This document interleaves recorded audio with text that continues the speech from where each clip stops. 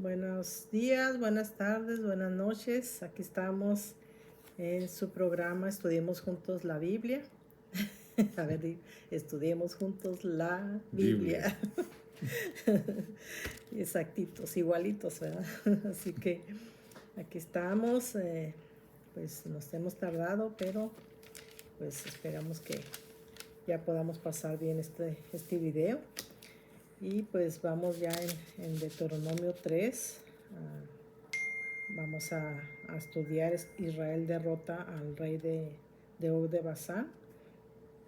Y pues recuerde, ¿verdad?, que Dios nos dice que hay que deleitarnos con su palabra. Dice en Salmos 37:4, deleítate a sí mismo en Jehová y Él te concederá las peticiones de tu corazón. Así que hay que deleitarnos en su palabra. En este momento vamos a disfrutar de la palabra de Dios y espero que ustedes compartan estos videos, ¿verdad? Porque así YouTube también los va a compartir a otras personas y pues es importante, ¿verdad?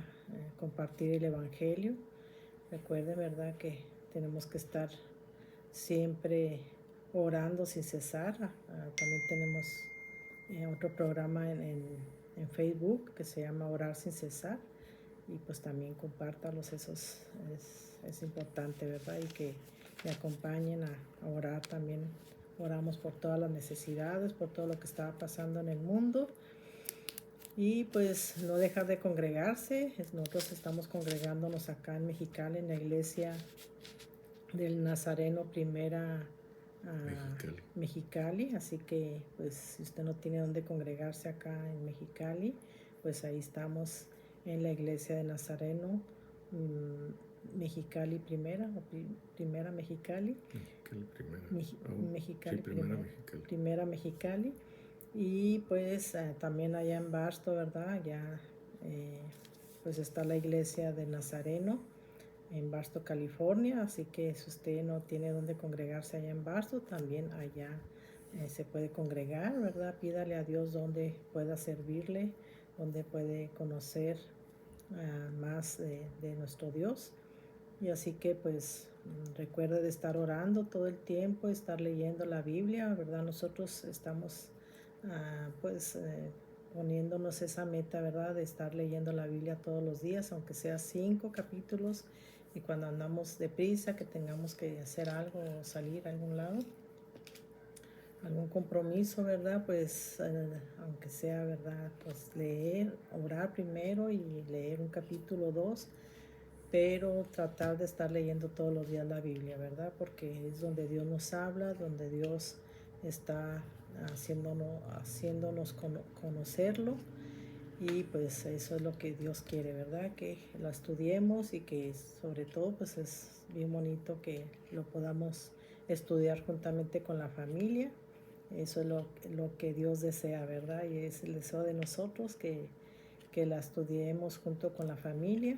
Los que tienen hijos chicos, ¿verdad? Pues díganles, vamos a leer la Biblia, aunque sea un capítulo, 2, ¿verdad? Pero lean la Biblia todos los días. Y recuerde, ¿verdad?, que tenemos un enemigo que anda como león rugiente buscando a quien devorar, a quien destruir, y pues él ataca a las familias, ataca a todo aquel que no está buscando de Dios, ¿verdad? Así que pues hay que estar acercándonos más a Dios, buscándolo en todo momento y estar orando y leyendo y ayunando y no dejar de congregarse, ¿verdad? Eso es lo que Dios nos pide, obedeciéndolo y haciendo todo para Él, ¿verdad? Haciendo su voluntad. Pues todo lo que leamos en la palabra de Dios debemos de ponerlo por obra siempre, ¿verdad? No solamente leer la Biblia, sino ponerla en práctica y pues ayudarles a los demás, ¿verdad?, que conozcan a Dios. Eso es lo que Dios quiere, ¿verdad?, que todos vengan al conocimiento de Dios. Así que pues vamos a estudiar la Biblia. Aquí está mi esposo Virgilio, que ya se está desesperando. Soy yo. Ahí está. Y pues vamos a empezar.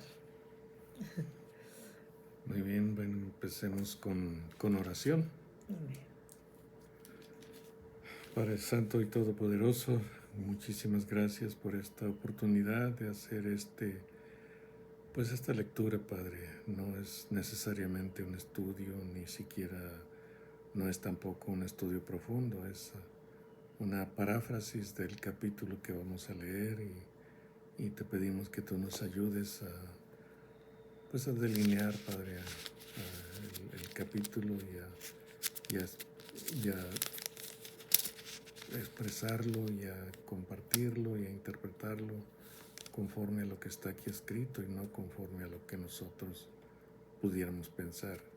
Tú dirígenos para que no sean nuestras palabras, sino la dirección de tu Espíritu la que fluya en el video y que podamos ser de ayuda para algunas personas. No se trata de que uno solo haga todo el trabajo, sino que cooperemos todos para un mismo propósito.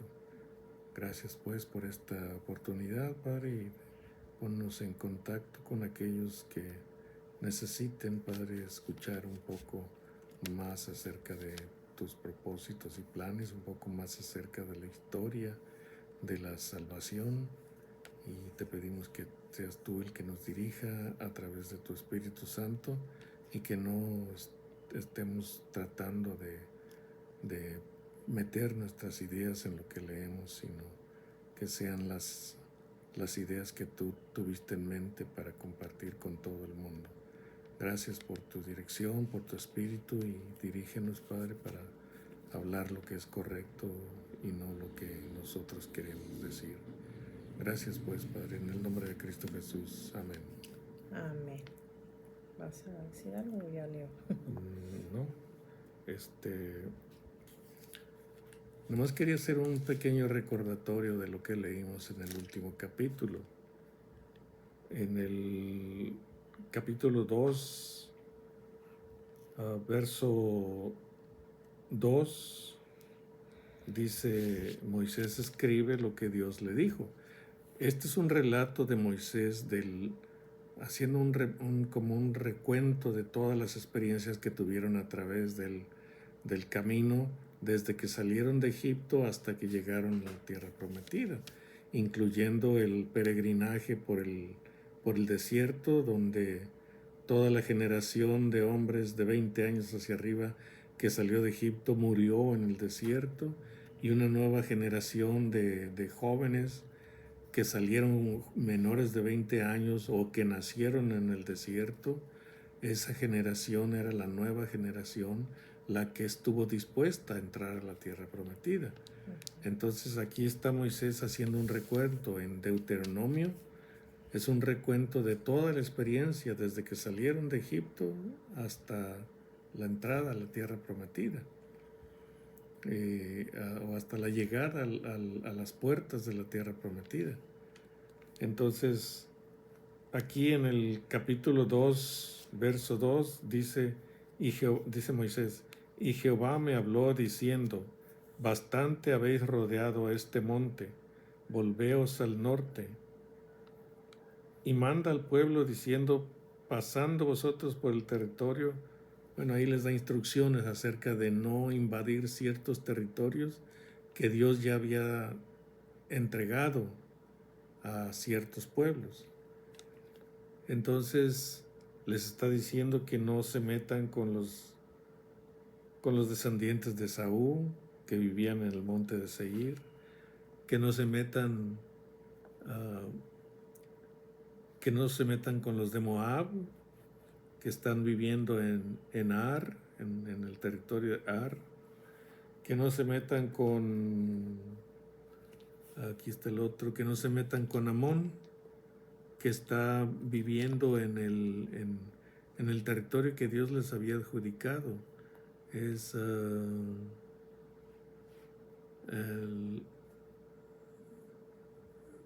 los hijos de, nada más dice los hijos de Amón.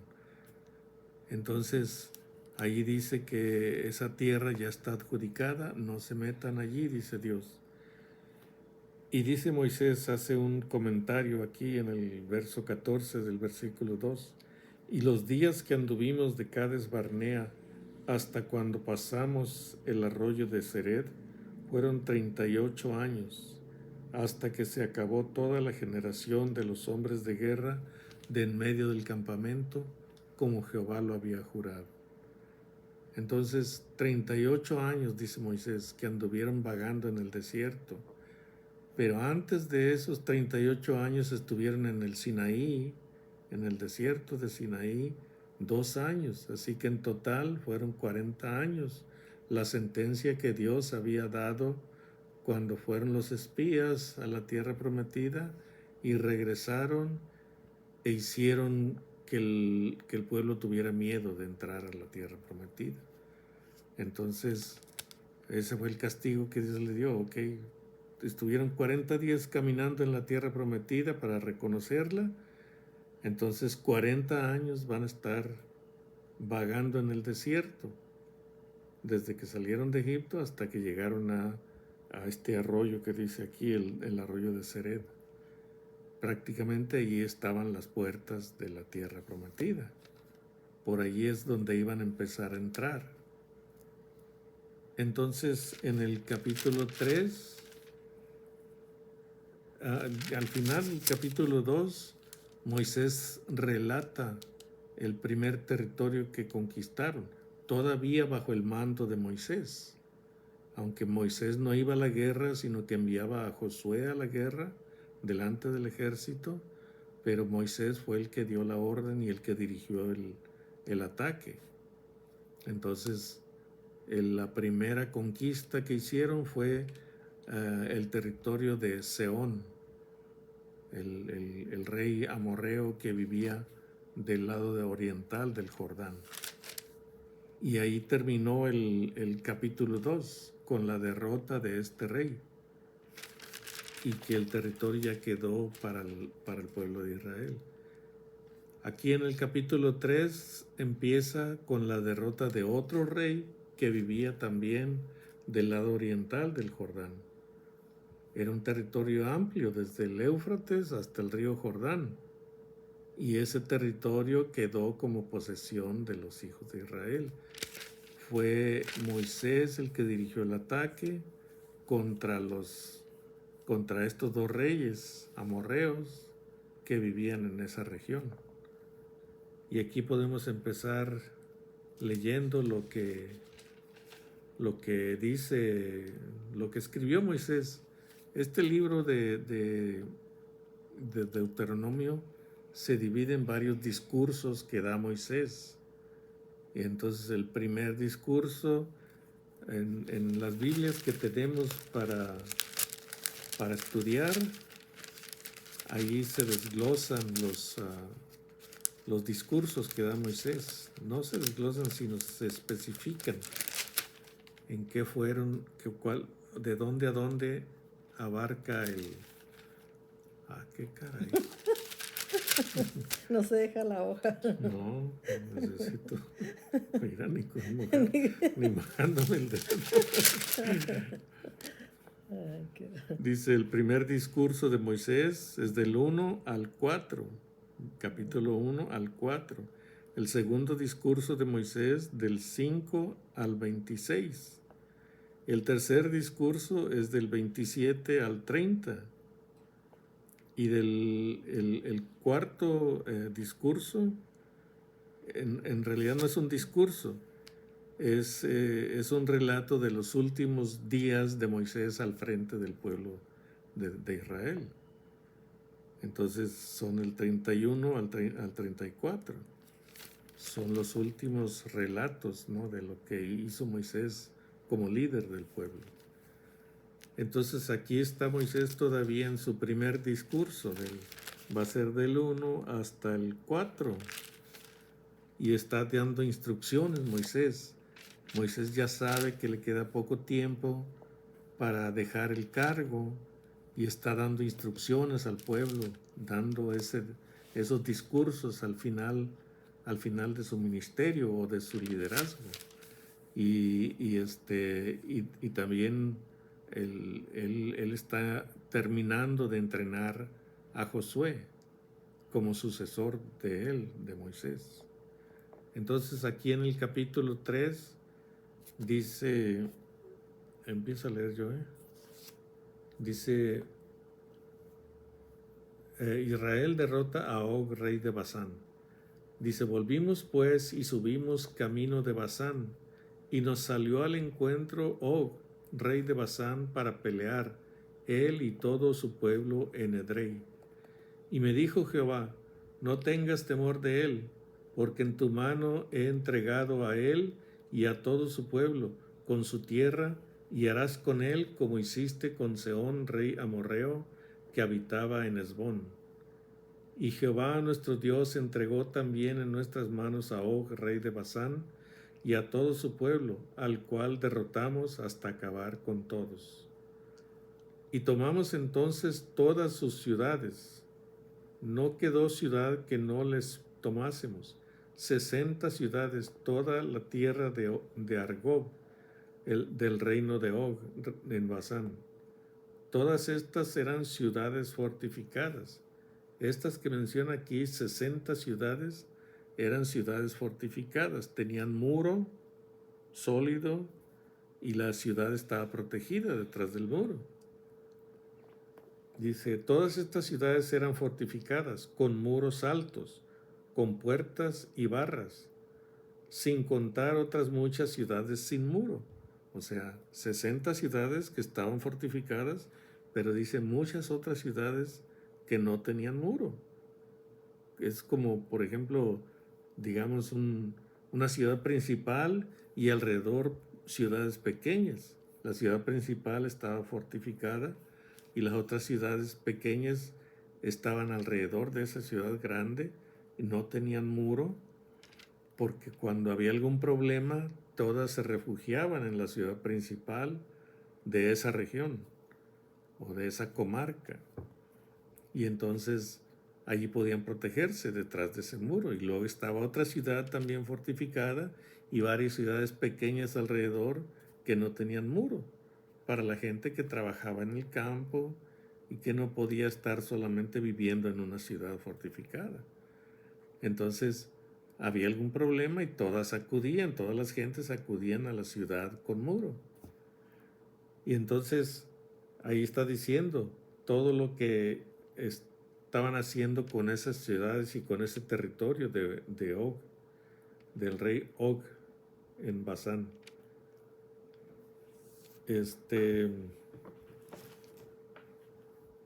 Y dice allí, ¿qué sigue en el 6? En el 6 dice, y las destruimos como hicimos a Sehón, rey de Hesbón, matando en toda ciudad a hombres, mujeres y niños. Y tomamos para nosotros todo el ganado y los despojos de las ciudades. También tomamos en aquel tiempo la tierra desde el arroyo de Arnón, hasta el monte de Hermón, de manos de los dos reyes amorreos que estaban a este lado del Jordán. Los sidonios llaman a Hermón Sirión, y los amorreos Senir. Todas las ciudades de la llanura y todo Galaad y todo Basán, hasta Salca y Edrei, ciudades del reino de Og en Basán. Porque únicamente Og, rey de Basán, había quedado del resto de los gigantes. Su cama, una cama de hierro, no está en Rabá de los hijos de Amón. La longitud de ella es de 9 codos y su anchura de 4 codos según el codo de un hombre. O sea, este hombre, Og, rey de Basán, era un hombre altísimo, era un gigante. Entonces, en aquel tiempo pues había razas de gigantes y no gigantes como los basquetbolistas de ahora, ¿no? Que son grandes pero no son tan altos. En realidad, la cama de este rey, Og de Basán, que dice que medían 9 pies, 9 codos, la conversión es de 45 centímetros cada codo. Entonces 9 codos eran 4 metros pasadito, como 4 metros con 5, con 10, algo así. Y y él cabía en esa cama. Estaba hecha especialmente para él. La anchura de la cama eran 1.80 centímetros, 1,80 centímetros. Entonces, era bastante grande la cama, pero para ese rey parecía un catre. Casi cabía él solo allí en esa cama. Entonces, es un dato curioso, ¿no?, lo que ponen aquí de esa cama, porque están hablando de una invasión a un territorio grande y la conquista de ese territorio y el exterminio de ese pueblo, y ponen como dato curioso el tamaño de la cama de este rey, para que podamos imaginarnos el tamaño de este rey. Entonces, ese rey, no dice aquí cuánto medía ese rey, pero para tener una cama de ese tamaño, de 4 metros de largo, probablemente el rey medía unos 3 metros de alto o más.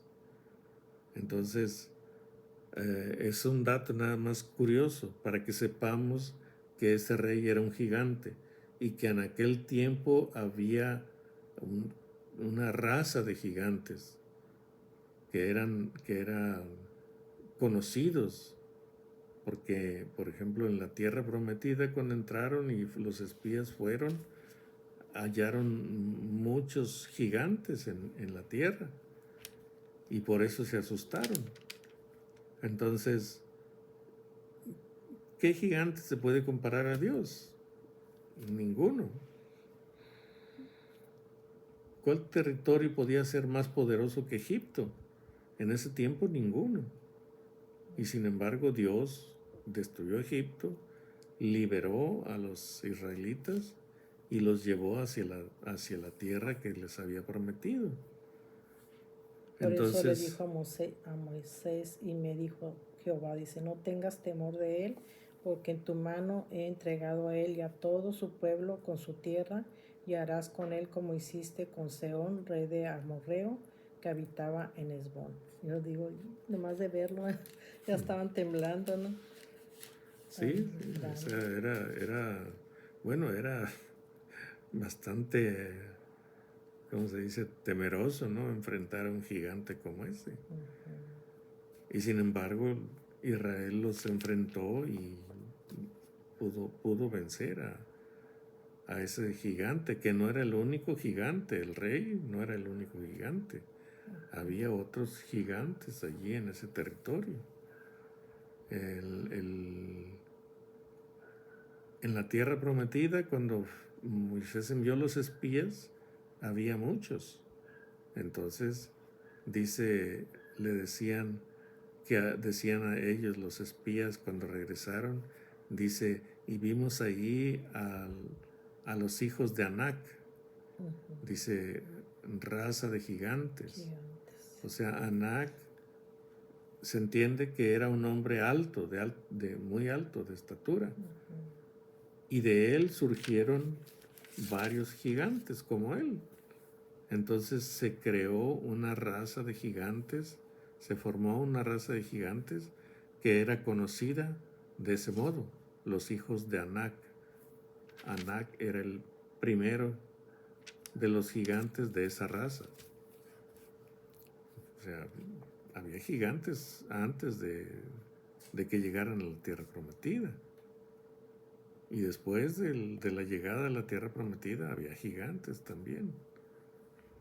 Y en los tiempos de Noé dice también que había gigantes en la tierra. No dice que fueran una clase especial, como dicen algunos, una revoltura de ángeles con mujeres. No es posible.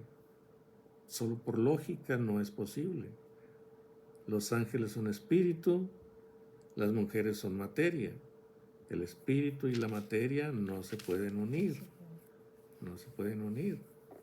Entonces, es imposible que un grupo de ángeles rebeldes hayan venido a tomar mujeres para tener intimidad con ellas y dar origen a a una raza de los que les llaman los nefilim. Entonces, no se puede. Así como, por ejemplo, el agua no se mezcla con el aceite. Uno le puede echar aceite al agua y queda allí el aceite flotando en el agua. No se mezcla. El hierro con el barro no se mezcla. ¿Por qué? Porque son materiales distintos que no se pueden mezclar. Entonces, hay muchas cosas que si usáramos la lógica, deberíamos entender que no es posible. El espíritu y la materia no se mezclan. Los ángeles son espíritu, las mujeres son materia. Entonces, no podía haber una mezcla. Algunos dicen, no, en aquel tiempo sí. ¿Por qué? ¿Dónde dice que en aquel tiempo sí? En ningún tiempo se puede. Los ángeles no tienen sexualidad. Pueden parecer hombres, pueden parecer mujeres, pero no tienen sexualidad. Entonces, el Señor Jesús dijo, o sea, ya me estoy yendo por otro lado, pero se me hace interesante esto. El Señor Jesús dijo cuando le dijeron de un caso de una mujer que se casó, pero murió el marido. Entonces el hermano del marido la tomó por mujer para levantar descendencia al hermano muerto. Y resulta que también el segundo hermano murió y no dejó descendencia. Entonces vino el tercero y la tomó y tampoco murió también sin dejar descendencia. Y así eran 7 hermanos que la tuvieron y con ninguno pudo tener descendencia. Y todos quisieron levantar descendencia a sus hermanos muertos, pero no pudieron. Y luego le preguntan al Señor Jesús, dice, entonces en la resurrección, ¿de quién va a ser mujer ella? Si los 7 hermanos la tuvieron. La respuesta del Señor Jesús dice, ustedes están equivocados porque no entienden el poder de Dios, ni entienden la Escritura. Dice, porque los ángeles ni se casan, digo, porque en la resurrección ni se casan, ni se dan en casamiento. O sea, en la resurrección ya no tenemos necesidad de la sexualidad. Y luego dice, añade el Señor, porque serán como ángeles que no tienen necesidad ni de casarse ni de tener intimidad. Entonces, Él no dice que en algún tiempo tuvieron la posibilidad de la intimidad, los ángeles. No lo dice, ni siquiera ni siquiera intenta darlo a entender. Ni siquiera es su intención hacernos entender eso o creer eso. No, Él dice, los ángeles no tienen necesidad de eso. El ser humano resucitado no tiene necesidad ya de intimidad, porque ya no somos ni varón ni mujer, somos todos espirituales. Entonces, esa idea de que los ángeles se mezclaron con mujeres y nacieron los hijos de Dios, los nefilim de aquel tiempo, de antes de Noé, es una idea que no puede ser, que no debe ser considerada por ese principio nada más, el principio de que hay cosas que no se pueden mezclar. Todo se puede mezclar según su género. El ser humano, hombre y mujer, se puede mezclar. ¿Por qué? Porque son del mismo género. El perro con la perra, el gato con la gata, el caballo con la yegua, y así todo se reproduce según su género. Y ángeles con mujeres son dos géneros distintos, pero, o sea, abismalmente distintos. Entonces el espíritu no se puede mezclar con la materia. No hemos visto aquí a nadie que se haya a ningún ángel que se haya mezclado con materia. No hemos visto algún producto de esa mezcla aquí, solo en ficción, solo en leyendas, solo en mitología. Pero en la realidad no hemos visto ningún caso. Nadie en ninguna parte. Y no es que yo haya investigado por todo el mundo, ¿verdad? Pero en ninguna parte si hubiera sucedido, sería algo que se supiera en todo el mundo. Amén. Pero no hay ningún caso. Entonces, ya me fui por otro lado, ¿verdad? Pero estábamos todavía con el capítulo 3 de los gigantes. Y dice el dato ese curioso, ¿no? De la cama de este rey, Og. Y luego allí viene como el relato de lo que ya había pasado. Moisés lo está recapitulando, lo está volviendo a escribir como parte de este primer discurso. El dato de que dos tribus y media, se establecieron del lado oriental del Jordán. Están Rubén, que era el mayor, y Gad, que era como el octavo o algo así. Y luego la media tribu de Manasés, que era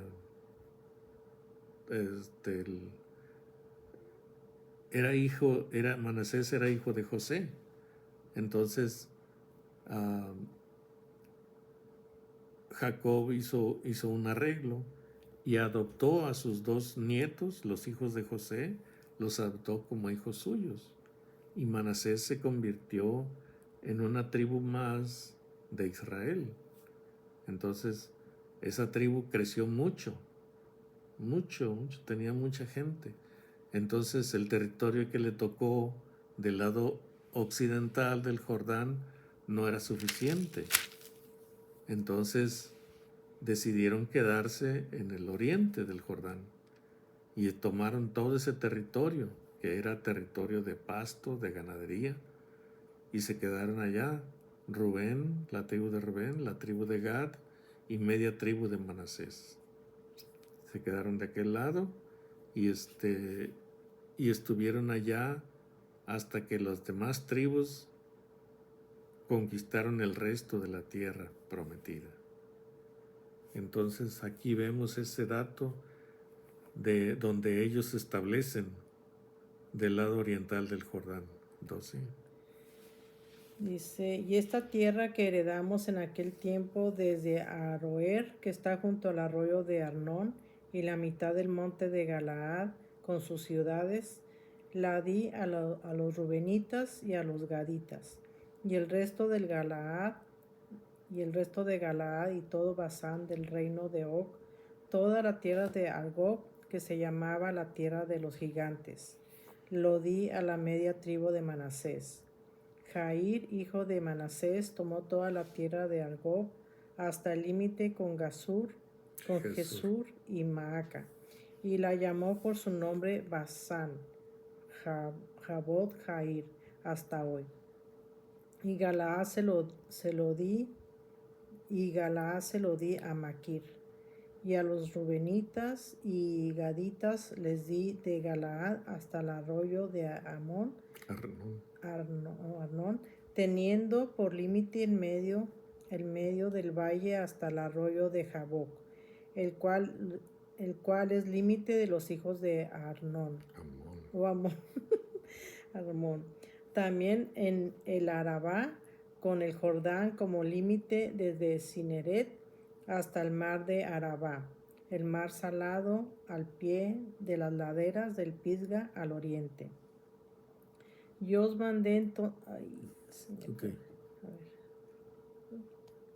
Aquí está diciendo, haciendo un recuento de lo que sucedió cuando estaban ya llegando a las puertas de Canaán, cómo vino este conflicto contra Og, contra Sehón y contra Og, los dos reyes que estaban del lado oriental del Jordán.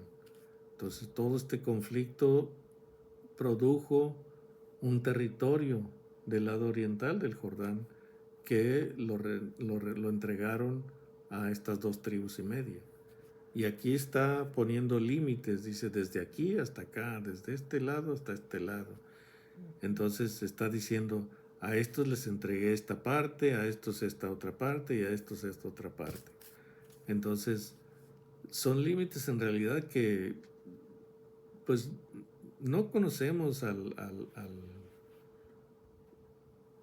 no conocemos bien los límites. En esta Biblia que yo tengo, por ejemplo, vienen varios dibujos al final donde dice más o menos o aproximadamente cómo fue la división de ese territorio.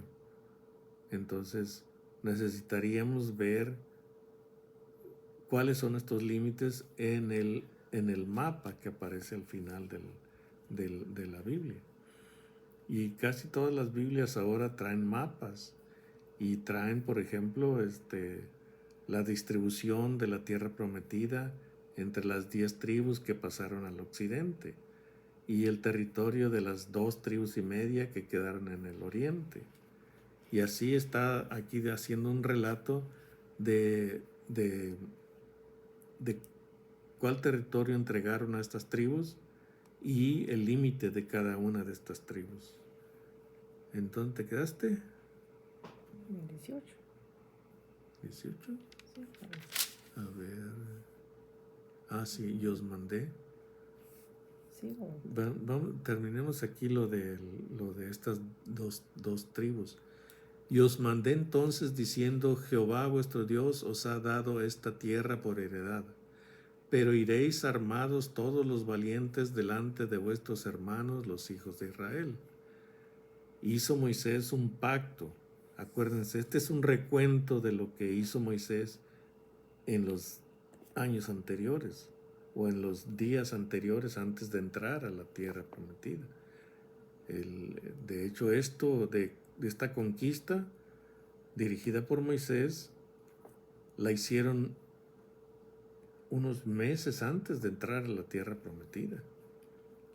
Entonces, solamente les dieron tiempo para que no se desanimara el resto de las tribus.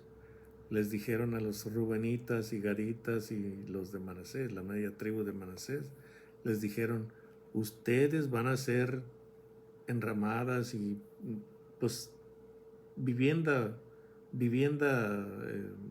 improvisada para que se queden allí sus esposas, sus hijos menores que todavía no pueden ir a la guerra, los ancianos y el ganado. Ahí se van a quedar. Pero ustedes, para que los demás no se desanimen, ustedes van a ir a la guerra con ellos. Los soldados, los que pueden todavía pelear, de Rubén, Gad y Manasés, la media de Manasés, todos ustedes van a ir a la guerra delante de sus hermanos, el resto de los israelitas. Y dijeron estas 2,5 tribus, dijeron, sí, lo vamos a hacer. Y vamos a ir con ellos y no vamos a regresar a nuestra casa hasta que ellos logren, tengan su territorio y se establezcan en cada uno en su territorio. Y cumplieron, más adelante se ve, en realidad fueron como 7 años que estuvieron los rubenitas, gaditas y la media tribu de Manasés peleando con el resto de Israel. 7 años que estuvieron allá, su familia esperando que regresaran. Los hijos pequeños cuando regresaron ya estaban grandísimos. Y los jóvenes pues ya eran hombres, probablemente ya algunos se habían casado. Pero todos ellos fueron a la guerra y volvieron a su territorio después de la conquista. Entonces, aquí es el relato de eso, ¿no? De cuál territorio les dio Moisés y los límites de cada territorio.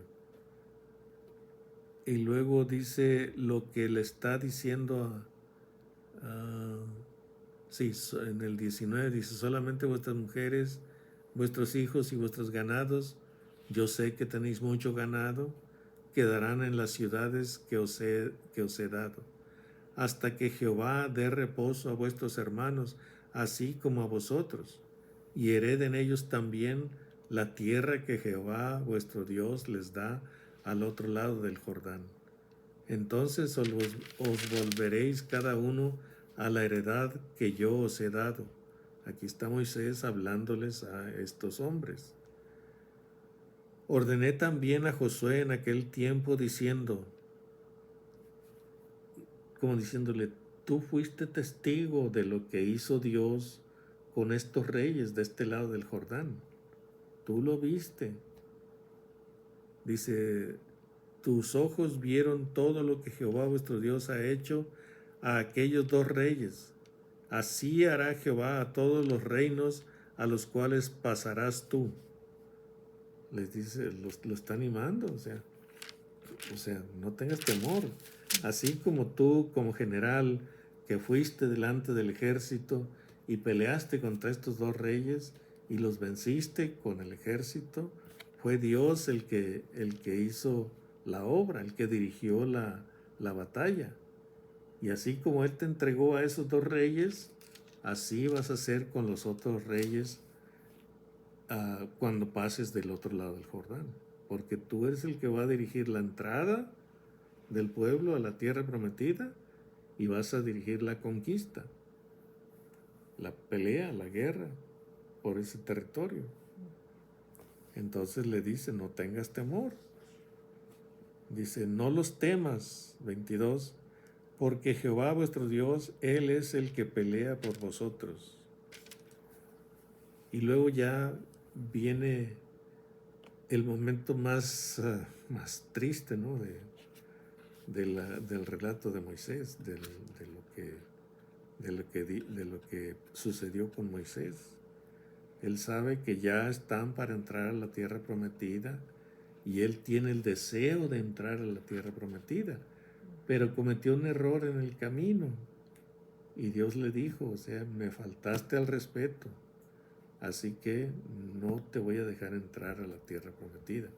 O sea, tú y Aarón me faltaron al respeto, entonces ni tú ni él van a entrar a la tierra prometida. Y Aarón ya había muerto, hermano de Moisés, ya había muerto. Solo quedaba Moisés, prácticamente de toda esa generación que salió de Egipto. Solo quedaba Moisés, Josué, Caleb y los demás que salieron niños de Egipto. Pero de la generación de 20 años arriba, que fueron censados después de salir de Egipto, en el monte Sinaí, ya no quedaba nadie. Moisés solamente, Josué y Caleb. Entonces ya Moisés sabía que pues le quedaba poco tiempo. Y aquí podemos ver como que quiso dialogar con Dios y convencerlo de que le diera chance. Tú sigues. Dice, no se le permite a Moisés entrar a Canaán.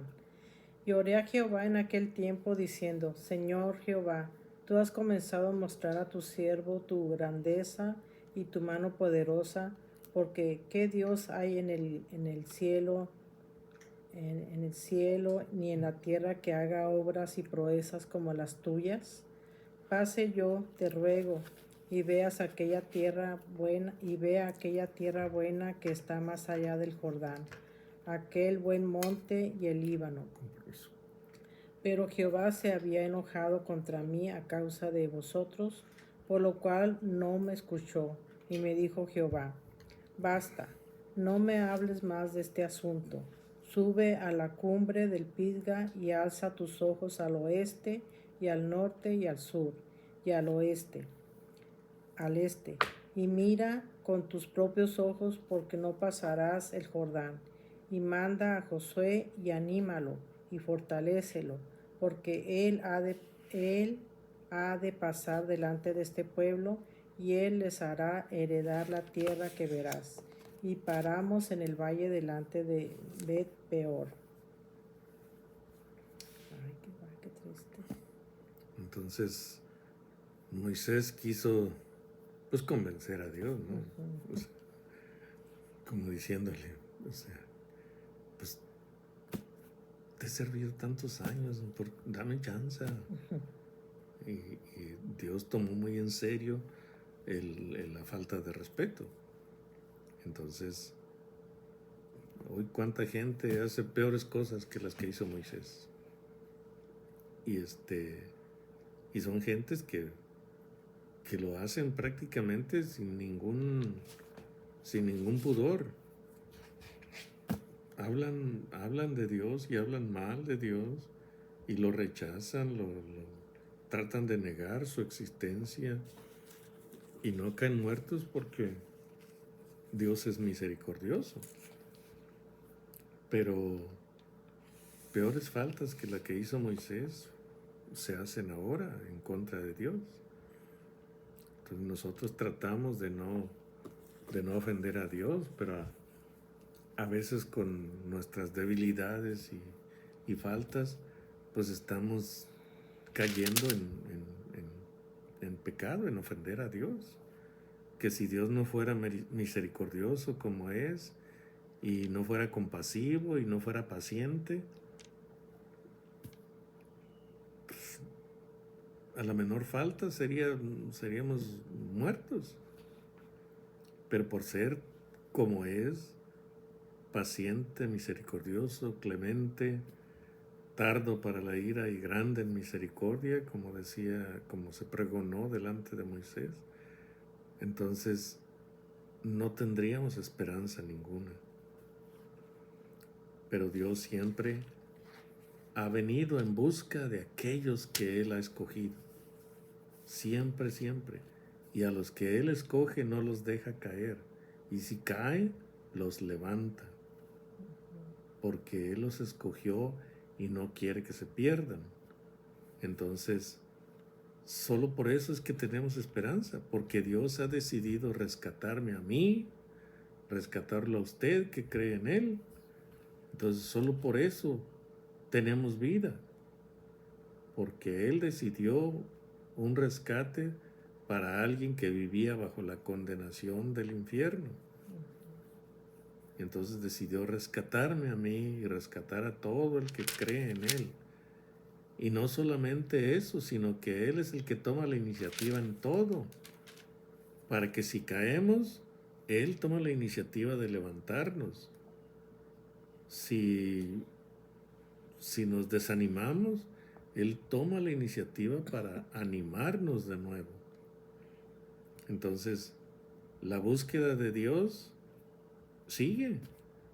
Está bien, no está el Señor Jesús aquí entre nosotros como estuvo hace 2000 años, pero Él sigue buscando a las gentes, a los perdidos y a los que cayeron en pecado y haciéndolos, los hace levantar.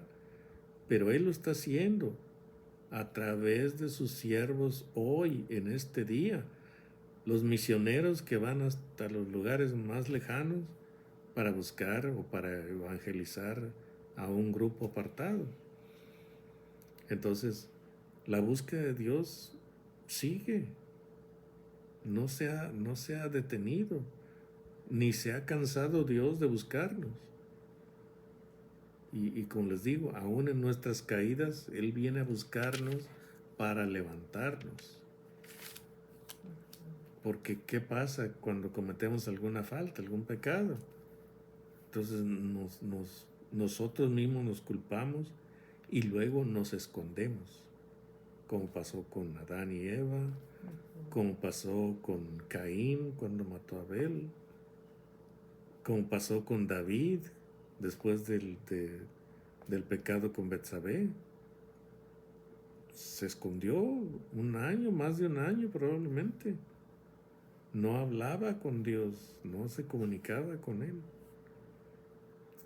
Y sin embargo Dios no quiso, o sea, Él vino a buscarlo, Dios, por medio del profeta Natán. Vino a buscar a David porque no quería dejarlo en su condición de pecado, quería restaurarlo. Así, esa es la esperanza tan grande que nosotros tenemos, que aunque cometemos pecados, Dios va a venir a buscarnos, ya sea leyendo su palabra, nos abre la mente y decimos, ay, ¿cómo pude caer en esto?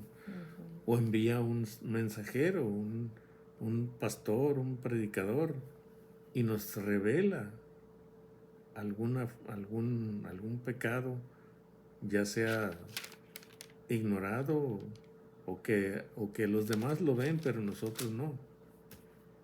Entonces, Dios sigue buscándonos y nos va a seguir buscando hasta que diga, no, este ya no tiene vuelta. Él ya llegó al punto de no retorno. Entonces, ya, se acabó para ti. ¿Qué pasó con Judas? Decía el Señor en su oración. Dice, Padre, de los que me diste, ninguno se perdió, salvo el hijo de perdición, para que la escritura se cumpliese. Entonces Él dice, ya no hubo vuelta de hoja con Judas. Ya no más, ya no. Llegó a ese punto de no retorno.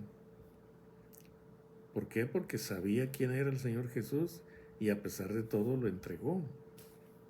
¿Por cuánto? Por el precio de un esclavo, 30 monedas de plata. En fin, aquí llegamos al final, donde ya Dios le dice a Moisés, ya basta. O sea, yo sé lo que tú quieres, pero también sé lo que yo quiero y lo que yo soy. Quería ser respetado por ti, mi siervo escogido, mi siervo especial. Quería ser respetado por ti y por Aarón, el sumo sacerdote que yo escogí. Eso es lo que quería de ustedes, que me honraran delante del pueblo. Y el error fue que golpeó la peña, ¿verdad? En lugar de hablarle. Ese fue el error. Dios le dijo, o sea, necesitaban agua y Dios le dijo, ve, háblale a esa peña que está allí. Entonces, no era una piedrita, no era una roca, ¿no? Era un pedregón, una mole de piedra. Y llegó Dios y le dijo, háblale, y entonces te va a dar un borbotón de agua. Entonces Dios estaba dando un simbolismo con todo eso. A la primera roca le dijo, golpéala. Entonces esa roca que Moisés golpeó representaba al Señor Jesús, porque Él es la roca de nuestra salvación. Entonces esa roca, esa enorme piedra, representaba al Señor Jesús.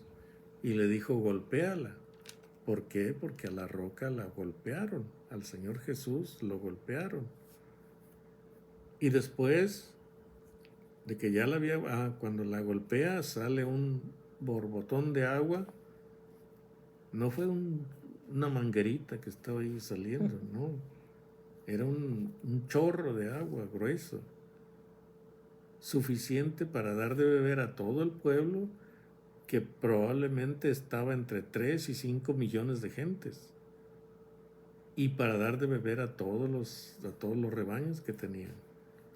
Entonces tuvo que ser un chorro de agua grande. Pero luego le dice, cuando les vuelve a faltar el agua, le dice, háblale a la roca y la roca dará agua. Entonces, ¿qué es lo que pasa ahora después de que Jesús, la roca de nuestra salvación, fue golpeado? Ya no tenemos que golpearlo más. Es solamente hablarle en oración y entonces va a venir el fluir del agua, pero el agua representa también el Espíritu Santo. Lo que le dijo Jesús a la samaritana, ¿no? El que beba del agua que yo le daré será como un agua como una fuente de agua viva que brote para vida eterna. Eso es lo que pasa. Hablamos, le pedimos al Señor Jesús en oración que nos perdone, reconocemos nuestro pecado, nuestra condición de pecadores, pedimos perdón, pedimos que su sangre nos lave y nos cubra de todos nuestros pecados. Y entonces, ¿qué es lo que pasa? El Espíritu Santo dentro del creyente se convierte en una fuente de agua viva, una fuente que brota para vida eterna. Entonces, el creyente que realmente entendió el sacrificio de Cristo tiene en su interior el Espíritu que va a darle vida eterna por la fe que pusimos en nuestro Señor Jesús. Amén. Entonces, ese simbolismo que Dios estaba representando allí y que Moisés se quedó con lo que había pasado en la primera vez, entonces Moisés viene y se acuerda de eso que pasó la primera vez y entonces llega con todo el enojo que traía contra el pueblo y golpea la roca 2 veces. Y para no quitarle, no avergonzarlo delante del pueblo, la segunda vez que golpea, entonces la roca brota el agua. Pero fue nada más para que Moisés no quedara avergonzado delante del pueblo, porque todos estaban viéndolo y oyéndolo, y lo oyeron lo enojado que estaba, cómo les estaba gritando, ¿les hemos de sacar agua de esta piedra? O sea, ya decía, ¿nosotros les hemos de sacar agua de esta piedra? No eres tú, Moisés, soy yo. Amén. Y no es que esté enojado contra el pueblo, como tú estás enojado. No. O sea, sí me han fallado, sí me han ofendido y todo, pero no estoy enojado, yo quiero darles vida. Entonces, Moisés no representó a Dios como debía hacerlo y eso fue lo que le costó esta entrada a la tierra prometida. Entonces, quiso rogar o hacer el último ruego a ver si de casualidad Dios lo dejaba entrar. Pero Dios le dijo, no, es que me ofendiste, me faltaste al respeto. O sea, yo tenía mi confianza puesta en ti y me fallaste. O sea, yo sé que cometiste un error. No lo hiciste por querer ofenderme deliberadamente. Fue un error, pero fue un error. Y tiene que haber castigo por este error. ¿Por qué? Porque no ofendiste a un rey, no ofendiste a un profeta, ofendiste al Dios, el Rey del universo. Entonces por eso le dijo Dios a Moisés, no vas a entrar. Serás muy mi siervo, pero no vas a entrar. Entonces... Nomás del lejecito lo va a ver. Ajá, es lo que dice aquí. Sube al monte y ve para allá, y para allá, y para allá, y para allá. Todo alrededor. Dice, y esa es la tierra que yo le voy a entregar al pueblo de Israel. Entonces sube al monte y ve al norte, voltea al norte, al sur, al este y al oeste. Y solamente la vas a ver la tierra, pero no vas a entrar en ella. Así que, de todas maneras, el respeto que le tenemos a Moisés es el de un hombre, como dice allí, un hombre el más manso de la tierra. que Dios así lo identifica, que fue el más manso de la tierra. Entonces, con aquellos que tuvo un contacto especial, Dios los llama a sus amigos. El Señor Jesús le dijo a sus apóstoles, ya no les voy a decir apóstoles, les voy a decir amigos, porque son mis amigos. O sea, nadie más. O sea, uno que otro había entre el pueblo que eran discípulos del Señor a escondidas, pero los 12 apóstoles eran amigos íntimos del Señor Jesús, hasta Judas. Pero pues ya sabemos lo que ocurrió con él. Entonces, con los que Dios tuvo tratos así íntimos, cercanos, los llama amigos. A Abraham lo llamó amigo de Dios. A David, como le dijo, un varón conforme a mi corazón. De Moisés, de Noé, que dijo, perfecto en sus generaciones, porque Noé abarcó varias generaciones. Y así de cada uno, Abel el justo, ¿qué más? Bueno, David ya dijimos, ¿no? Ya me estoy yendo muy lejos. Paremos ya ahí mejor. Sí, bueno, pues recuerde compartir este video y pues póngale like también para que YouTube lo comparta. Y bueno, si usted está pasando por un problema difícil, dice Dios, no los temas, porque Jehová vuestro Dios, Él es el que pelea por vosotros. Así que hay que recordar siempre, ¿verdad?, que Él está peleando nuestras batallas. Él quiere lo mejor para nosotros, ¿verdad? Él tiene pensamientos de bien y no de mal para nosotros. Así que pues también recuerde, si usted no tiene a Cristo en su corazón todavía, pues Dios fue a la cruz, ¿verdad?, para alcanzarlo, para pelear por usted, ¿verdad? Y Él está allí esperándolo con los brazos abiertos para que venga a Él, y solamente le está pidiendo que se arrepienta de sus pecados. ¿Cuáles pecados? Todos los pecados, ¿verdad?, que Dios mandó en Deuteronomio 10, ¿verdad?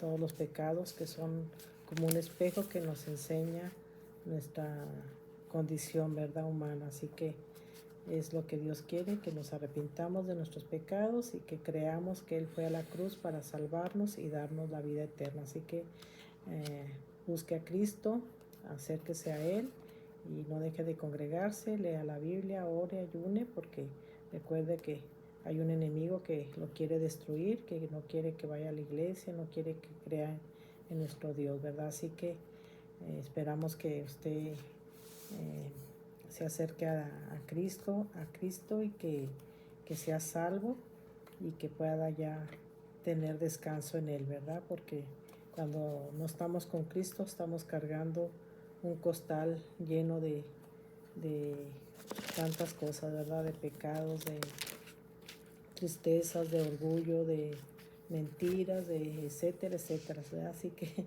Dios quiere que usted tenga ese descanso en Él, ¿verdad? Él es la paz, Él es el camino, la verdad y la vida, así que tenga paz y pueda dormir tranquilo, ¿verdad?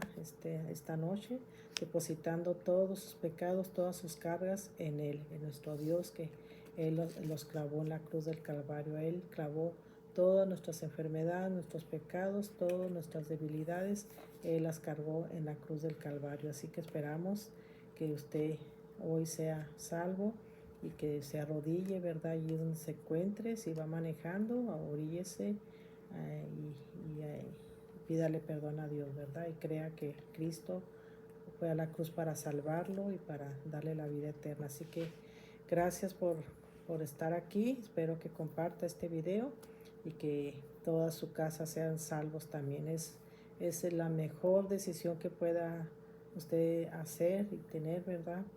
De todas las decisiones que pueda hacer, esta es la mejor, de arrepentirse y alcanzar salvación, ¿verdad? Así que esperamos que que Dios esté ahí tratando con usted y alcance la salvación. Bueno, pues gracias, que Dios les bendiga. Nos vemos con el próximo video. Hasta luego. Bendiciones, bye bye. Hasta luego. Hasta luego.